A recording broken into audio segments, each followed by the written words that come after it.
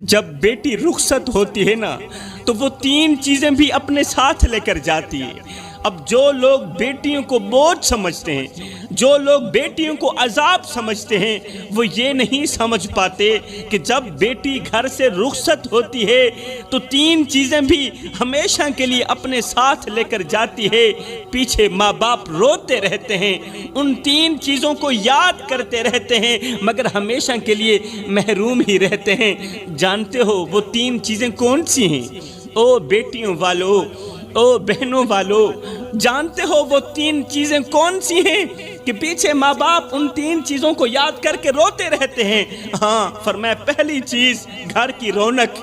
جی ہاں، جب بیٹی گھر سے رخصت ہوتی ہے نا تو گھر کی رونق بھی ساتھ لے کر جاتی ہے، کیونکہ رونقیں تو بیٹیوں کے ساتھ ہی جڑی ہوئی ہوتی ہیں۔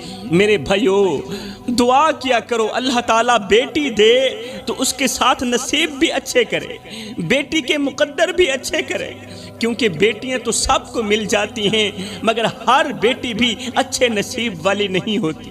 آج بیٹی کے نصیب کی مٹی کالی ہو گئی، اس کے سونے کی چوڑیاں آگ کی زنجیریں بن گئیں۔ باپ نے سمجھا تھا کہ جس طرح یہ میری شہزادی ہے اسی طرح سسرال والوں کی بھی رانی بن کر زندگی گزارے گی، مگر ہائے، سوئے ہوئے مقدر والی بیٹی تو گھر سے رخصت ہو گئی، سوئے ہوئے مقدر والی بیٹی تو گھر سے چلی گئی۔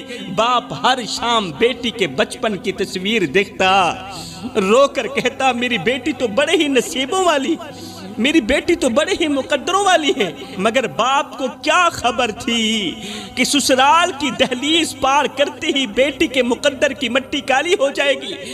باپ کو کیا خبر تھی کہ جس بیٹی کے لیے وہ دلہن کا جوڑا لے کر آیا تھا آج وہی جوڑا بیٹی کے آنسوں سے گیلا ہو چکا ہوگا۔